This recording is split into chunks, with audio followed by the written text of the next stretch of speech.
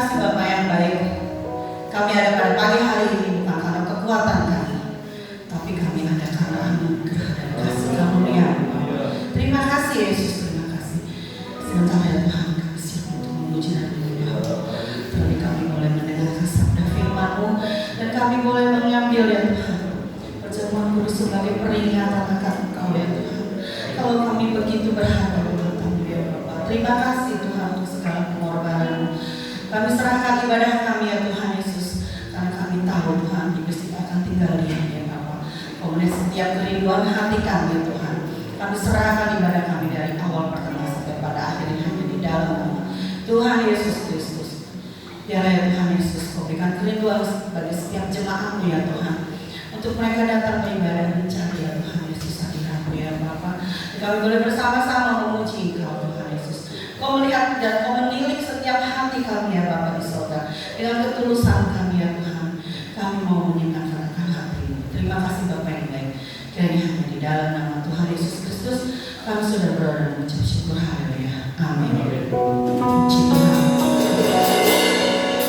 Haleluya.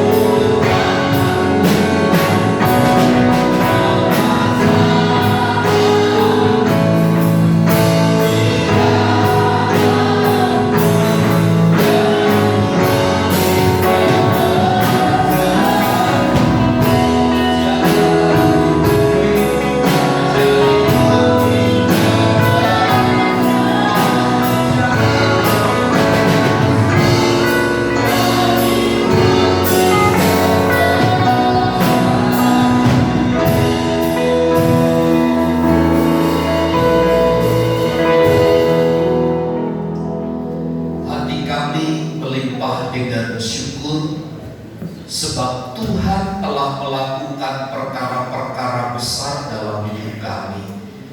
Karenanya biarlah ketika sebentar firman Allah ditabur, disampaikan, diberitakan kepada kami pun memiliki hati yang baik untuk menerima firman-Mu dengan baik pula. Segala penguasa yang bukan dari Tuhan kami patahkan, kami tolak dalam nama Yesus. Tuhan ada di tengah-tengah kami, membebaskan, melepaskan kami.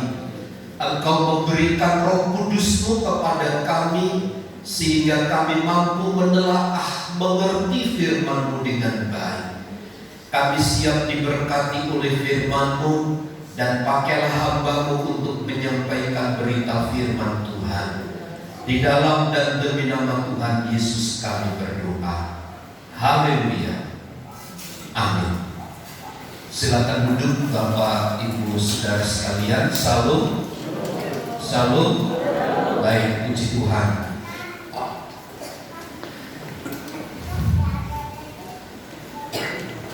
Di dalam Injil Matius pasal yang ke-12, kita telah sampai kepada ayat yang ke-9 sampai kepada ayat yang ke-14. Ada satu bagian firman Tuhan yang saya akan sampaikan pagi hari ini kepada kita, dan saya berharap kebenaran ini menjadi bahagian hidup kita, sehingga kita semakin kuat, semakin teguh di dalam Tuhan tentunya. Matius pasal 12 ayat 9 sampai ayat 15 bagian A. Kita akan bergantian membaca ayat ini. Saya membaca ayat 9 dan jemaat Tuhan sekalian membaca ayat 10. Matius 12 9 sampai 15a. Yesus menyembuhkan orang pada hari Sabat. Setelah pergi dari sana, Yesus masuk ke rumah ibadat mereka.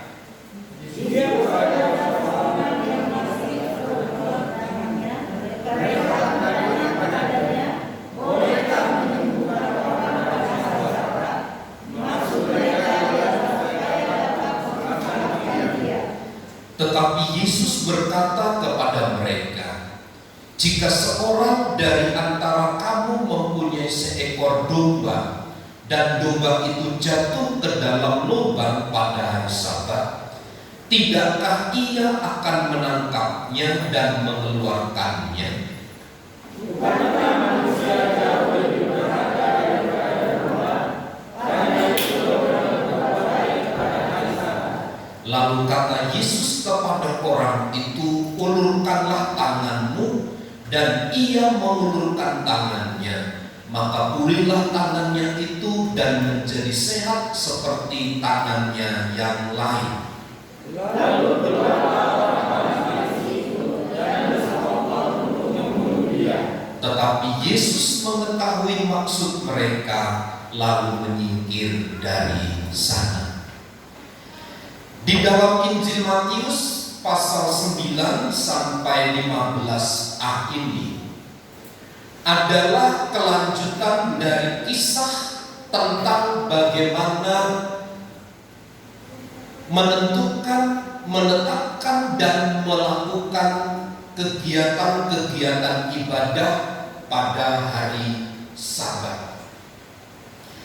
Nah, pada khususnya ayat 9 sampai 15a ini, kelompok orang Farisi menentang penyembuhan yang dilakukan oleh Tuhan Yesus pada hari Sabat. Karena memang bagi orang-orang Farisi, kegiatan melakukan ibadah atau kegiatan pada hari Sabat itu sangat bertentangan dengan prinsip-prinsip yang dipegang oleh mereka. Sesungguhnya ini juga berdasarkan kitab Perjanjian Lama. Tetapi kalau kita melihat dari rentetan kisah yang kita baca tadi, justru Tuhan Yesus menunjukkan bahwa belas kasihan terhadap kesusahan, terhadap kesulitan yang dialami oleh orang lain, ketika dilakukan pada hari Sabat sekalipun, maka hal itu adalah sesuatu yang sah, sesuatu yang pantas dilakukan, sesuatu yang tidak bertentangan atau tidak melanggar hukum Allah itu sendiri. Tetapi kalau kita membaca dan mencermati ayat itu, yang dilanggar oleh Tuhan Yesus adalah sebenarnya aturan-aturan yang dibuat oleh orang Farisi berdasarkan pemahaman dan pengertian yang dangkal tentang peraturan dan penetapan dari hari Sabat itu sendiri. Sebab begini, ada sebuah literatur yang menyatakan bagi orang Farisi menolong binatang atau domba pada hari Sabat itu sesuatu yang diperkenan. Itu merupakan sebuah keharusan. Itu merupakan sebuah ketetapan, peraturan yang harus dilakukan. Tetapi ketika melihat orang mengalami sakit, mengalami jatuh, mengalami kesulitan, tidak boleh ada satu orang pun yang menolong mereka. Ini berarti bagi orang Farisi, binatang atau domba itu memiliki nilai yang lebih tinggi, memiliki nilai yang lebih tinggi daripada manusia itu sendiri. Kenapa ini terjadi? Setelah saya coba meneliti mengapa orang-orang Farisi itu lebih mementingkan domba, menghargai, menghormati domba yang sedang jatuh ke lubang daripada manusia yang sedang sakit dalam konteks ayat ini. Orang-orang Farisi itu adalah mereka orang-orang yang terlibat aktif di dalam pelayanan gereja, sinagog pada waktu itu. Termasuk mereka lah yang membawa persembahan-persembahan. Itu sebabnya bagi mereka binatang korban itu menjadi perhatian bagi mereka. Karena dari situlah mereka mendapatkan penghasilan. Karena dari pelayanan itulah mereka bisa menghidupi seluruh keluarga, kelompok, dan komunitasnya. Tetapi ketika mereka menolong sesamanya, itu tidak memberi keuntungan bagi komunitas mereka. Itu sebabnya sekali lagi perdebatan panjang di mana orang Farisi menentang prinsip penyembuhan pada hari Sabat yang dilakukan oleh Tuhan Yesus. Sampai hari ini peristiwa atau konsep berpikir ini masih membekas begitu kuat di tengah-tengah anak-anak Tuhan. Ritual keagamaan itu lebih penting daripada belas kasihan. Itu sebabnya Paulus pernah berkata, orang itu melakukan ibadah dengan bibirnya, tetapi sesungguhnya hatinya menjauh dari Tuhan. Yang dilakukan hanya perintah manusia. Jangan melakukan ini, jangan melakukan itu, jangan makan ini, jangan makan itu. Tetapi sesungguhnya itu adalah aturan-aturan yang dibuat oleh manusia, justru yang membuat manusia itu terjebak di dalamnya. Nah, ketika seseorang hanya memperhatikan sekedar ritual agama saja, maka sesungguhnya dia sama seperti orang-orang Farisi yang menentang Tuhan Yesus ketika Tuhan Yesus menolong dan menyembuhkan orang yang sakit itu. Memang kalau kita belajar dari perjanjian lama tentang Sabat yang dipakai dalam bahasa Ibrani kemudian diubah menjadi bahasa Yunani Sabaton, itu artinya berhenti atau istirahat. Minggu lalu saya sampaikan kan kalau di Bali, ya, di Bali itu hari raya Nyepi, Bapak Ibu Saudara tidak boleh melakukan kegiatan sama sekali. Pada hari raya Nyepi kita tidak boleh keluar dari rumah, menyalakan lampu, memasak pun tidak boleh. Hari itu masakan yang dimakan adalah hari kemarin. Tidak boleh ada lampu yang menyala dan seterusnya. Kalau melanggar, seperti saya katakan, pecalang pasti tahu akan menangkap. Ada hukum adat yang berlaku. Namun Bapak Ibu Saudara, inilah ritual keagamaan.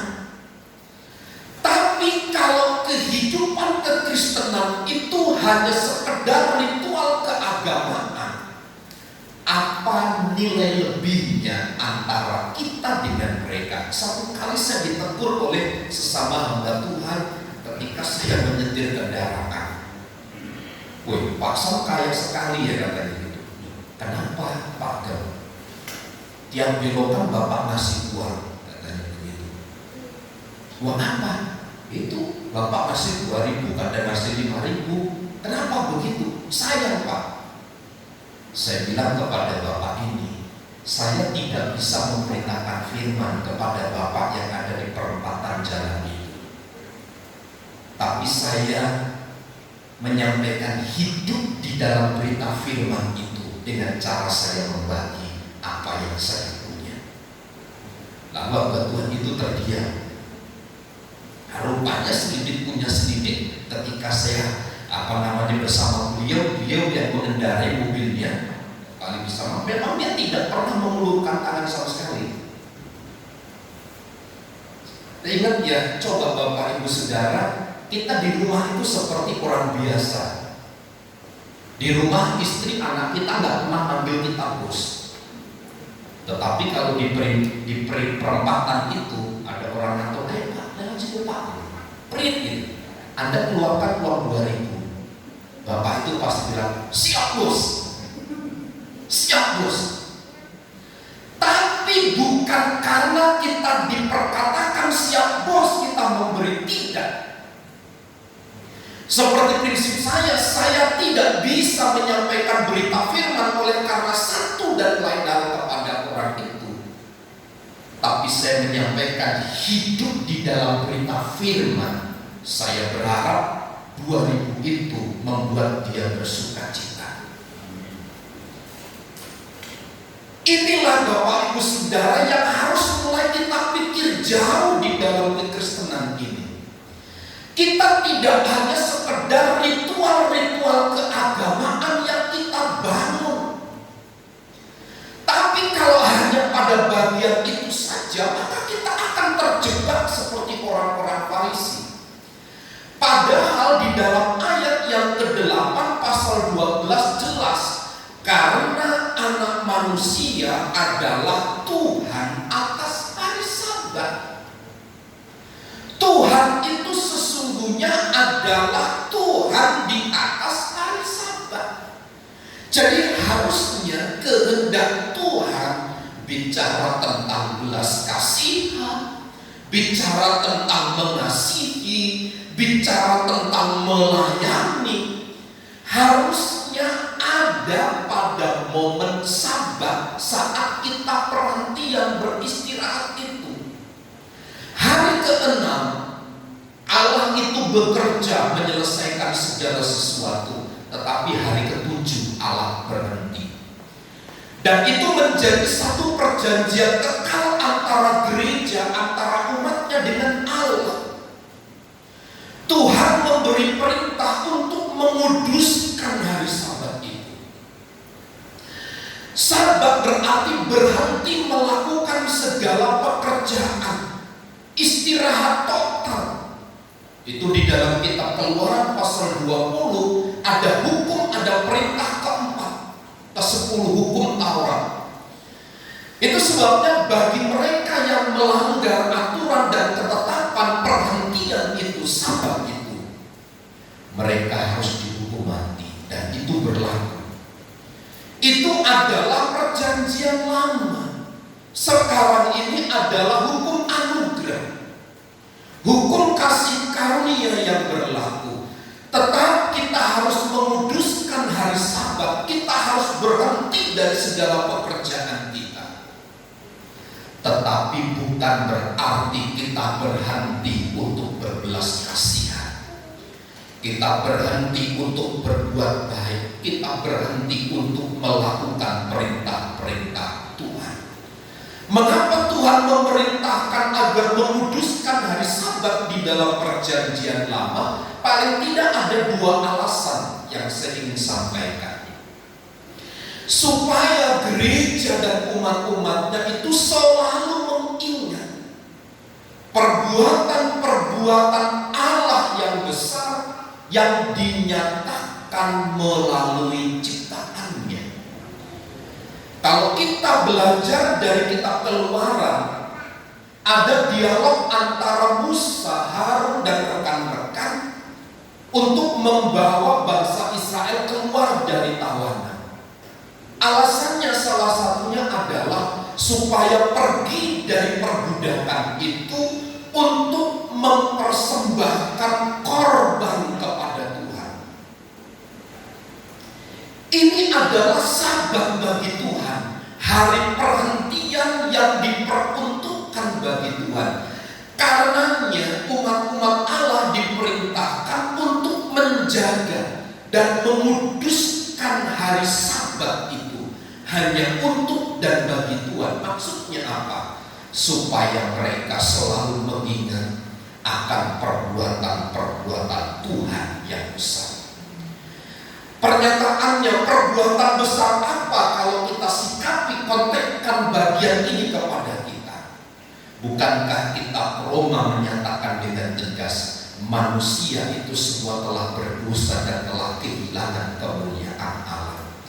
Di dalam kematian Yesus di atas kayu salib, bukankah kematiannya itu menggantikan kesalahan dan pelanggaran kita? Itu adalah perbuatan-perbuatan Tuhan yang besar yang dinyatakan kepada kita. Perbuatan Allah yang besar. Dengan cara apakah kita diselamatkan, Bapak Ibu Saudara? Dengan perbuatan baikkah? Dengan amalkah? Tidak. Karena amal dan perbuatan baik itu telah tercoreng oleh perbuatan busuk kita, oleh dosa dan pelanggaran kita. Sebaik-baiknya manusia tidak akan pernah sebaik-baiknya baik menurut pandangan Tuhan, karena yang dihasilkan oleh manusia adalah kejahatan semata. Karenanya maksud Tuhan supaya umatnya beristirahat pada hari Sabat itu adalah dalam rangka mengingat perbuatan-perbuatan Tuhan yang besar. Lalu yang kedua adalah di dalam kitab Ulangan pasal yang kelima dijelaskan di sana supaya umatnya mengingat dan akan pembebasan mereka dari perbudakan di tanah Mesir dengan tangan yang kuat dan teracung itu. Sekali lagi, Sabat adalah diperuntukkan hanya dan bagi Tuhan saja, tidak untuk yang lain. Tetapi kalau ibadat atau Sabat itu hanya dimengerti hanya sebagai ritual keagamaan, maka sesungguhnya Sabat itu sudah tidak bermakna sama sekali. Kita menyamakan hari Sabat itu sama seperti hari-hari yang lainnya. Kenapa? Karena kita pandang semua sama. Padahal makna Sabat itu adalah sesungguhnya untuk mengingat akan perbuatan-perbuatan Tuhan di mana mereka telah dibebaskan dari perbudakan dosa. Siapa yang melepaskan kita dari dosa? Korban binatangkah? Tidak. Siapa yang dapat melepaskan kita dari ikatan dosa? Anda beramalkah? Tidak. Kalau Bapak Ibu Saudara hari-hari ini cermati ya tentang nilai yang dibangun oleh agama-agama, ada satu kepercayaan yang hari ini hampir mirip dengan Kristen, tapi itu sempalan satu agama tertentu. Dia bilang orang diselamatkan kalau karena amal dan perbuatan baik, maka tidak akan pernah manusia itu diselamatkan.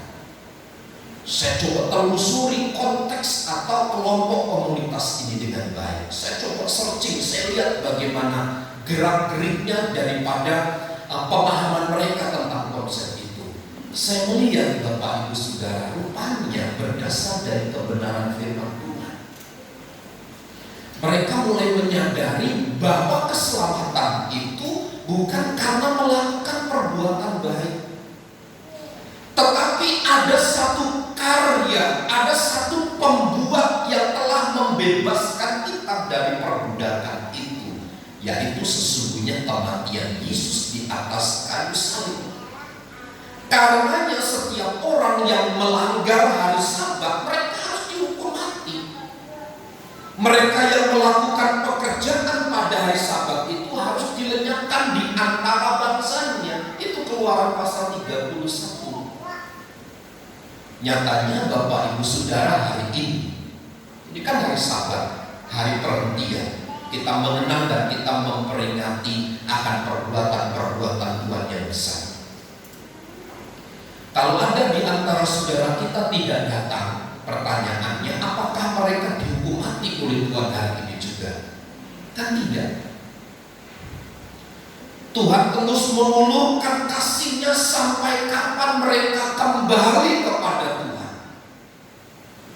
Nah, dalam konteks ini khususnya Matius pasal yang ke-12 ayat 9 sampai 15a, saya menyampaikan makna Sabat menurut Injil Matius ini. Yang pertama di dalam ayat 13 begini. Lalu kata Yesus kepada orang itu, ulurkanlah tanganmu. Dan ia mengulurkan tangannya, mengulurkannya, maka pulihlah tangannya itu dan menjadi sehat seperti tangannya yang lain. Rupanya orang yang sakit ini adalah orang yang sakit sebelah tangan kanannya, sementara tangan sebelahnya masih sehat. Kalau di dalam kebudayaan kuno membaca tentang kisah ini, tangan yang lemah ini adalah tangan yang dipakai oleh mereka yang bekerja keras. Tangan itulah yang menghasilkan untuk menghidupi keluarga. Tangan itulah, tangan yang lemah itulah yang selama ini dipakai untuk mencukupi kebutuhan mereka sebagai mata pencaharian mereka untuk mencari pekerjaan. Tangan itulah yang kedapatan di hadapan Yesus ketika di rumah ibadat sudah layu. Kalau pada waktu vaksin ya, baik pertama maupun kedua, memang melihat kondisi tubuh seseorang. Ada orang vaksin pertama, tangannya itu tidak bergerak, seperti layu, seperti mati sesaat, tidak bisa digerakkan sama sekali. Tapi ada orang yang pusing kepalanya, ada yang sehat tapi lapar setiap hari. Malah Pak RW kita, RW 20 ini sakit hampir 1 bulan, badannya demam hampir 1 bulan karena efek. Nah, lemah layu yang dimaksud ini adalah bukan karena divaksin tentunya, tapi karena mereka telah melakukan aktivitas pekerjaan yang berat. Karenanya dia bermohon kepada Tuhan, tentu mata pencahariannya tidak mendapatkan lagi. Untuk mencukupi kehidupan itu tidak ada sumber lagi, karena tidak ada tangan yang dipakai untuk bekerja. Bukankah ini merupakan satu keadaan yang cukup memprihatinkan? Bukankah ini satu situasi yang cukup mengenaskan? Karena biasanya bisa mencukupi kehidupan, sekarang tidak ada lagi untuk mencukupi kehidupan dirinya maupun keluarganya. Ini kan sesungguhnya persoalan yang krusial. Makanya Tuhan Yesus menyatakan belas kasih kepada mereka. Nah, kepada orang-orang yang membutuhkan uluran tangan inilah hari Sabat itu harus dikerjakan. Karenanya pada hari Sabat menurut Tuhan Yesus sesungguhnya adalah harus belas kasihan di dalam ayat 7 pada pasal 12 itu. Yang ku kehendaki ialah belas kasihan dan bukan persembahan, tetapi kamu tidak menghukum orang yang tidak bersalah. Yang dikehendaki oleh Tuhan pada hari Sabat itu adalah belas kasihan, bukan tata cara, bukan ritual-ritual keagamaan yang bisa mendapatkan kekayaan tertentu kepada orang-orang Farisi. Karenanya berdasarkan ayat 13, ini adalah makna Sabat yang tersirat di dalamnya. Yang pertama adalah membawa kita kepada perhentian atau peristirahatan untuk mengalami hadirat Tuhan. Hadirat Tuhan, perjumpaan dengan Tuhan itu pasti berakibat menolong, berakibat menyembuhkan, berakibat menyelesaikan kesulitan-kesulitan hidup, berdampak kepada penyelesaian kesulitan yang dihadapi oleh umat atau gereja Tuhan pada waktu itu. Itu sebabnya seorang yang datang kepada Yesus yang layu tangannya itu, Tuhan berkata, ulurkanlah tanganmu, dan ia menulurkannya, maka pulihlah tangannya itu. Inilah Bapak Ibu Saudara yang dimaksud dengan belas kasihan dari Tuhan. Ibadah yang sejati itu ini, mempersembahkan tubuh, kata kitab Roma pasal 1 pasal 12 ayat 1 ayat 2, mempersembahkan tubuh sebagai persembahan yang hidup dan berkenan. Konteksnya adalah bagaimana kita mengadakan, bagaimana kita beraktivitas dengan tubuh ini agar orang yang ada di sekitar kita mendapatkan akibat, berefek kepada mereka. Karenanya bagian penting di dalam ayat 13 ini bahwa perhentian istirahat itu atau Sabat itu sesungguhnya agar kita mengalami hadirat Tuhan. Makanya yang menjadi doa dan permohonan saya kepada Tuhan setelah doa yang kami naikkan kepada Tuhan, agar di dalam setiap momen-momen ibadah persekutuan-persekutuan kita, yang paling penting di atas semuanya adalah bukan berkat. Bagaimana usaha pekerjaan kita diberkati, itu hanya efek samping. Tetapi yang sesungguhnya adalah mengalami perjumpaan, mengalami hadirat Tuhan di dalam ibadah itu. Kalau di dalam pertemuan ibadah kita mengalami hadirat Tuhan, kita mengalami perjumpaan dengan Tuhan, pasti semua menjadi beres. Seiras dengan pernyataan Matius pasal 7, carilah dahulu kerajaan Allah dan kebenarannya, maka semuanya akan ditambahkan kepadamu. Kalau kita memiliki relasi hubungan yang baik dengan Tuhan, kita mengalami persekutuan yang manis dengan Tuhan, pasti semuanya akan baik, Bapak Ibu Saudara. Saya mempercayai kebenaran ini bahwa Sabat sesungguhnya adalah hari perhentian, hari peristirahatan untuk kita mengalami hadirat Tuhan. Sampai kita mengalami pertemuan pribadi dengan Tuhan. Menurut saya, Bapak Ibu Saudara, satu ciri khas gereja Pentakosta yang dipahami oleh gereja-gereja lain karismatik, mereka menganggap gereja Pentakosta itu adalah gereja yang nangis-nangis. Saya ingat cerita Pak Desitorus, karena dekat rumahnya ada gereja HKB, ada gereja Pentakosta kayak gitu. Setiap ibadah itu nangis. Gereja apaan tuh nangis? Gereja apaan tuh nangis? Kesimpulannya begitu. Gereja nangis-nangis. Saya masih teringat seperti beberapa tahun lalu saya sampaikan. Gereja dulu tahun 1980, saya ingat karena saya masih ingat tahun 80 itu transmigrasi dari Lampung Tengah ke Lampung Utara di Benggala. Orang baru sampai depan gereja itu sudah menikmati hadirat Tuhan. Mereka sudah dilawat Tuhan belum apa-apa. Mereka mau masuk ibadah gitu, mereka semua berlutut tanpa ada yang mengkomando.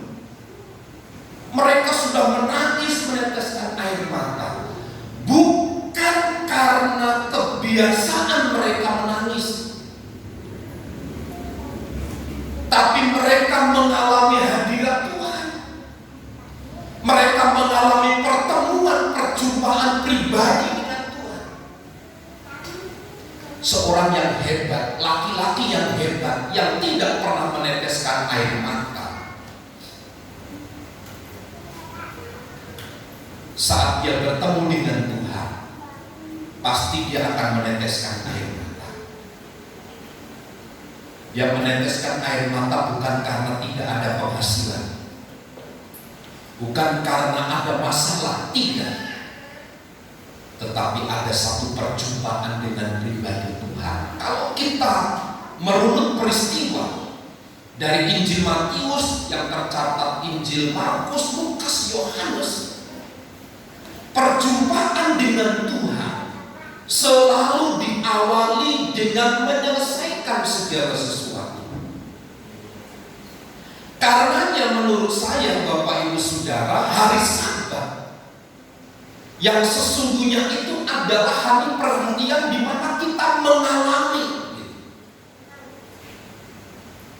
Tidak hanya sekedar cerita orang menikmati lawatan Tuhan, tapi kita sendiri mengalami hadirat Tuhan.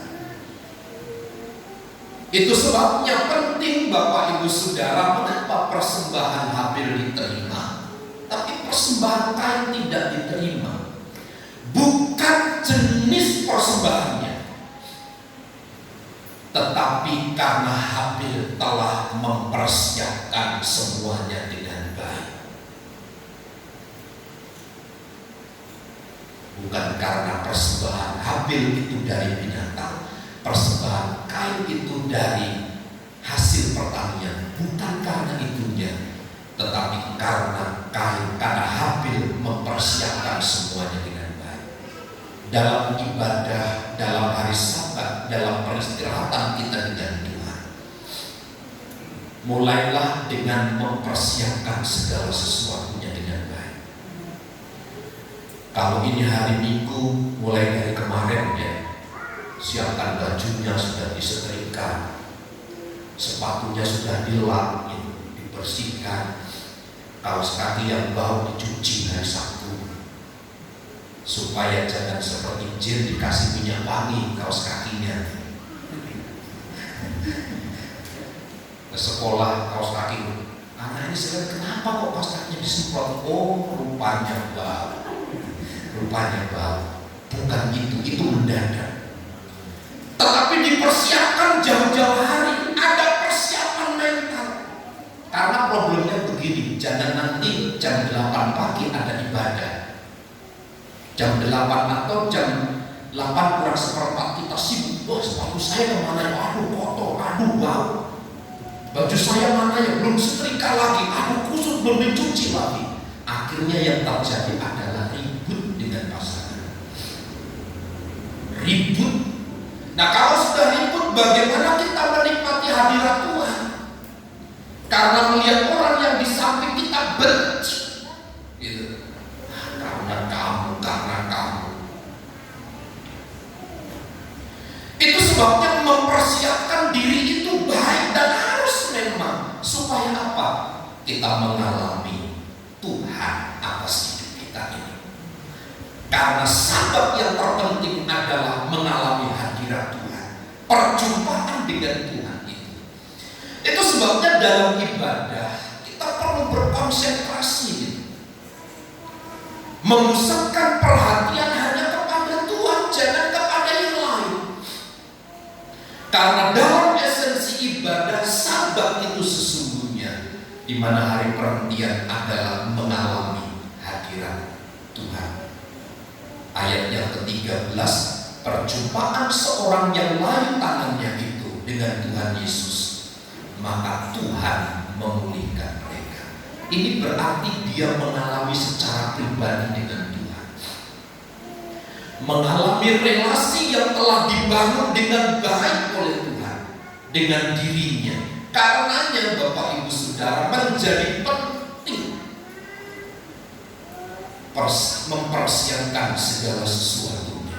Lalu yang kedua, pemahaman saya di dalam ayat yang ke-13 itu, sabat itu memberikan kepada kita kelepasan. Sabat itu juga memberikan kepada kita kemenangan. Dari apa? Dari ikatan dosa, agar kita mengalami damai sejahtera dan kasih-Nya. Lihat seorang yang datang kepada Yesus dalam rumah ibadat yang mati sebelah tangannya itu. Sabat itu memberikan kelepasan baginya. Dia datang pulang dengan sukacita. Dia datang dengan beban, tetapi pulang membawa ikatan yang sudah terlepas, sakit yang sudah disembuhkan, sehingga pulang dia tidak menggerutu, pulang dia tidak marah, tetapi pulang mengalami kasih Tuhan, mengalami damai sejahtera dari Tuhan. Jelas di dalam ayat-ayat yang muncul dari ayat 13 ini, bahwa sesungguhnya sabat itu diadakan untuk kebaikan manusia, bukan untuk justru mengekang manusia, supaya manusia menikmati hadirat Tuhan. Dalam persekutuan kita bukanlah kebencian hasilnya, tapi harus damai sejahtera. Karena apa? Hadirat Tuhan yang menguasai hati dan pikiran kita. Karenanya Bapak Ibu Saudara, dalam konteks Matius pasal 12 ini, sabat yang sesungguhnya mengalami hadirat Tuhan dan mengalami kemenangan dari segala ikatan dosa. Mengkonfirmasi bagian ini, bukankah kematian Yesus di atas kayu salib sesungguhnya bukan untuk mati bagi dirinya sendiri? Kalau Yesus mati di atas kayu salib untuk kebutuhan dirinya sendiri, dia tidak harus mati karena dia Tuhan. Tetapi menggenapi prinsip-prinsip yang tertulis di dalam buku Taurat kitab Perjanjian Lama, dialah sebagai domba yang disembelih yang menyelesaikan keterikatan dosa manusia itu dengan Tuhan. Karenanya sabat harus dimengerti hari perhentian, hari peristirahatan untuk mengalami lawatan dan hadirat Tuhan. Tuhan Yesus memberkati. Mari bersama kita berdiri, kita datang kepada Tuhan dan kita mempersiapkan diri untuk masuk di dalam perjamuan kudus. Mari kita menyanyi satu pujian kepada Tuhan. Salibnya, salibnya teramat mulia. Haleluya.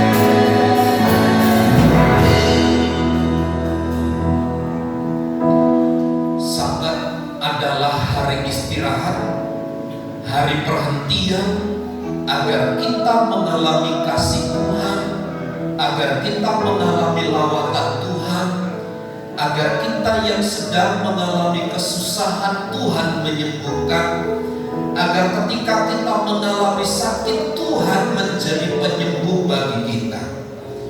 Karenanya biarlah pagi hari ini kita menikmati persekutuan yang indah dengan Tuhan. Karena kematiannya di atas kayu salib adalah dalam rangka melepaskan ikatan dosa dalam hidup kita. Mungkin kita sulit untuk melepaskan segala ikatan-ikatan itu, tetapi oleh kematiannya di atas kayu salib, Dia menyanggupkan, Dia memampukan kita, Dia memberi kekuatan kepada kita, sehingga kita dapat terlepas dari belenggu-belenggu dosa. Saya mengundang pelayan perjamuan untuk maju ke depan. Mari bersama dengan jemaat Tuhan kita mempersiapkan diri dengan baik dan nikmatilah persekutuan pribadi dengan Tuhan. Haleluya.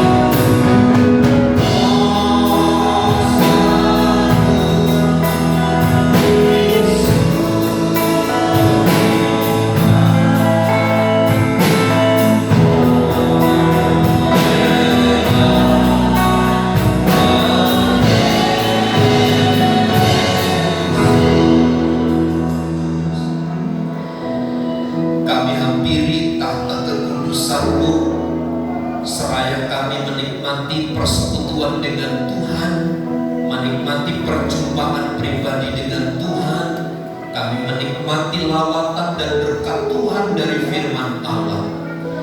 Dan sebentar Tuhan kami mempersiapkan diri untuk makan dan minum sehidangan dengan Tuhan, tubuh dan darah Tuhan yang dilambangkan oleh roti dan air anggur.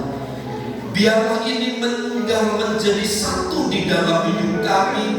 Kami ada di dalam Kristus dan Kristus ada di dalam kami, sehingga kami mengalami sesuatu yang baru dengan Tuhan.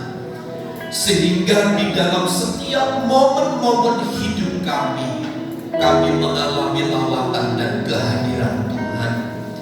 Karenanya layakkan kami pagi hari ini untuk makan sehidangan Tuhan, untuk kembali mengingat perbuatan ajaib Tuhan, kebesaran Tuhan yang telah dinyatakan bagi kami. Pakai dan berkati pelayan-pelayan perjamuan, berkati setiap tangan-tangan yang mengambil berkat perjamuan ini. Kiranya kami semakin bertumbuh, baik kasih, baik cinta dan pengenalan kami kepada Tuhan. Kami lakukan perjamuan kudus pagi hari ini di dalam nama Allah Bapa, Putra dan Roh Kudus, yaitu di dalam nama Tuhan Yesus Kristus. Amin. Dipersilakan duduk jemaat Tuhan, salibnya ke kapal dunia.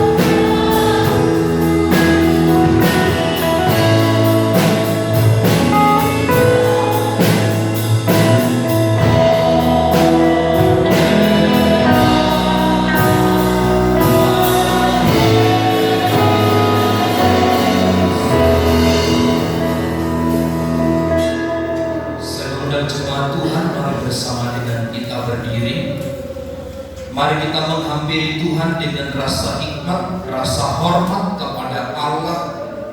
Sebab inilah momen di mana kita memperingati, mengenang kembali akan peristiwa di mana Dia membebaskan, menolong kita dari segala keterikatan kita. Roti yang ada di tangan kita adalah roti yang melambangkan tubuh Tuhan. Tubuh yang terpecah-pecah oleh karena pelanggaran dan kesalahan kita. Tubuh itulah yang diberikan kepada kita supaya kita mengalami lawatan, pemulihan dan berkat dari Tuhan.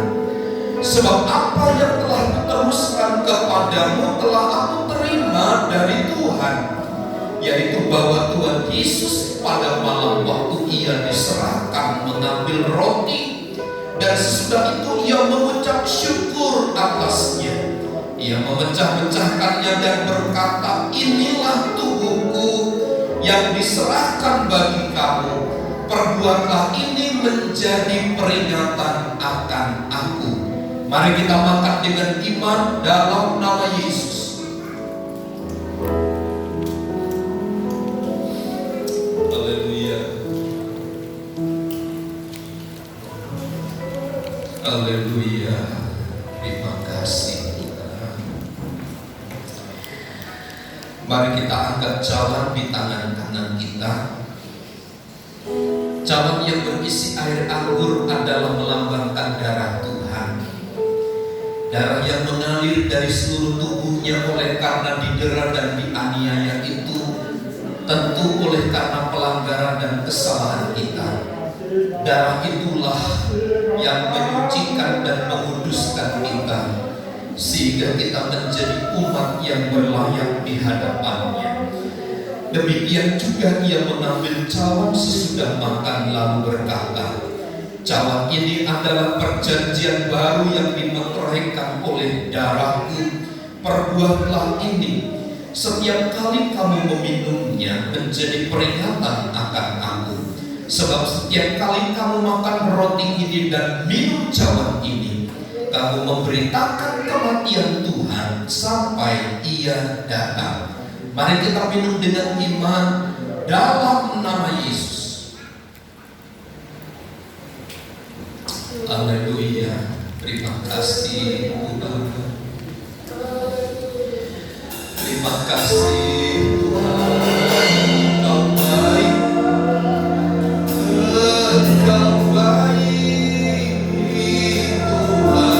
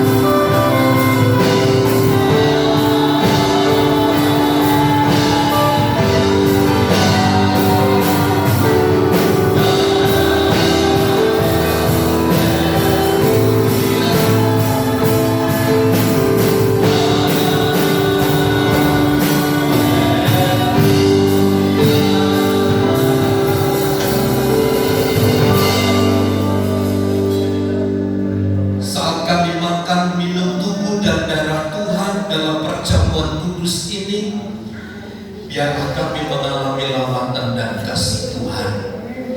Kami yang sakit dengan iman kami berkata kami sembuh dalam nama Yesus. Kami yang lemah dengan iman kami berkata kami kuat dalam nama Yesus. Kami yang sedang mengalami masalah, kami yang sedang mengalami kesulitan, Ada kekuatan dari Tuhan yang menopang kami dalam nama Yesus. Ada banyak hal yang harus kami alami, tetapi di atas kesemuanya itu kami melihat campur tangan Tuhan. Tangan Tuhan yang menopang kami.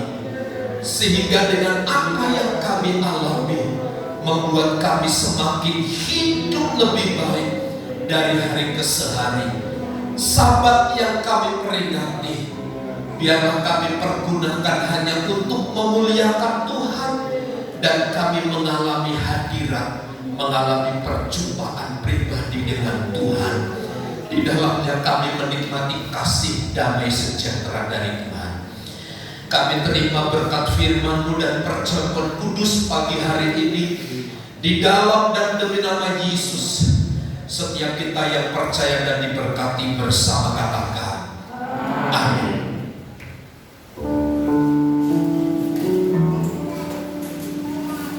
Ya puji Tuhan, terima kasih untuk pembukaan yang setia yang berjalan kudus, firman yang benar-benar memberkati kita semua. Kita mau bersihkan hati kita. Terima kasih Bapa yang baik, terpercaya karena Kamu Tuhan. Di pertemuan ibadah ini ya Tuhan, kami mau belajar